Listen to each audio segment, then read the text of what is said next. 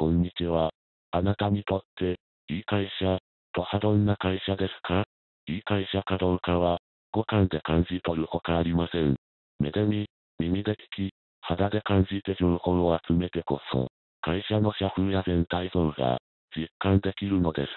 さて、具体的にどうやって会社を感じ取るかですが、その方法をいくつか具体的にご紹介します。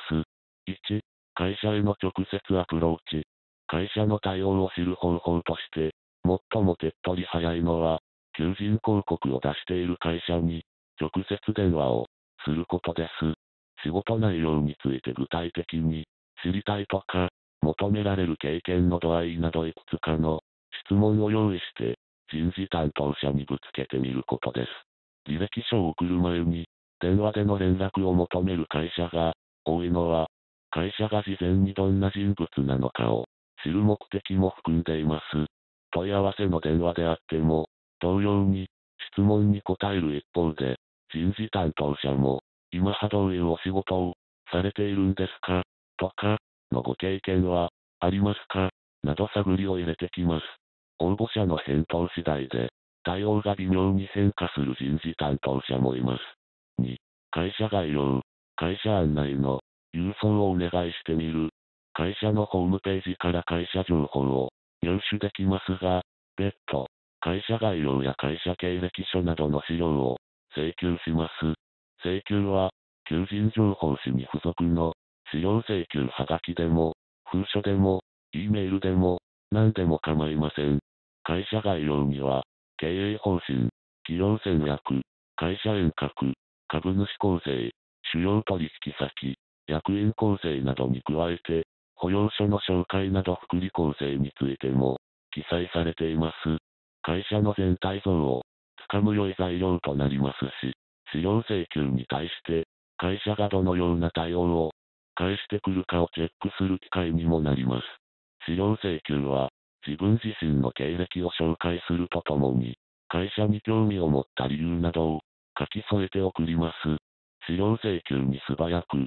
必要十分な資料を取り揃えて送ってくれるなら、ある程度脈がありそうですが、資料一つ送ってもらえないようなら、旅外しされていると考えた方がいいでしょう。3、会社訪問、見学して、性の情報を得る、社内の雰囲気、社員の仕事ぶりなど性の情報を得たら、会社訪問してみることをお勧めします。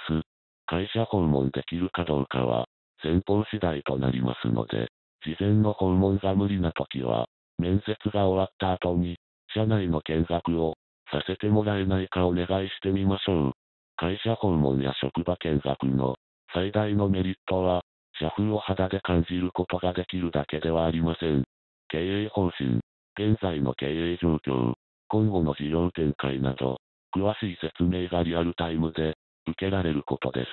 社員の立ち居振る舞い、仕事ぶりを観察すれば、業績の良し悪しや社員教育の程度も類推できます。会社側も、応募者がどんな人物なのか、観察しています。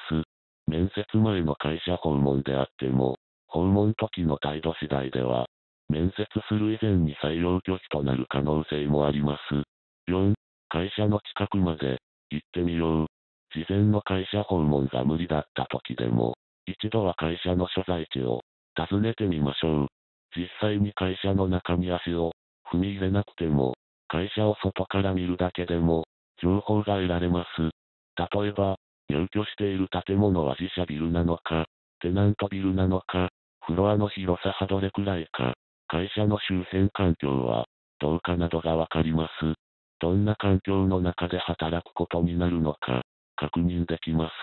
残業ノウムが気になる人は、目指す会社を観察してください。時間をずらして、照明がついているか、チェックしてみます。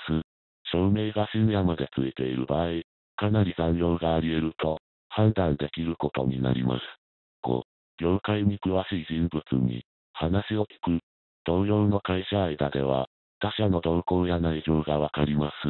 友人知人に目指す会社と同じ業界にいる人がいたら、ぜひとも話を聞いてください。賃金の相場、業界としての景気動向、将来性、新製品の動向など、業界一般の実情だけでなく、会社に直結する情報も得られるかもしれません。明日は、ハローワークに頼らない仕事の探し方をテーマにお話ししていく予定です。どうか楽しみに動画配信を待っていてください。